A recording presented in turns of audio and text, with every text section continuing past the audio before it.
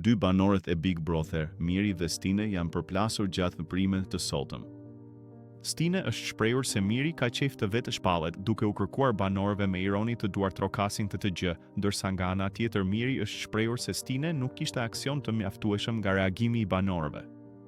Stine, Miri ka qejf të vetë shpallet, por në të vërtet po merr shprehjet një duartrokitje për Mirin. Miri s'patë shumë aksion selling. Për Stine duhet të mendohem kur flas, unë mendoj që Stine nuk e llogaris fare në lojë, është çuna.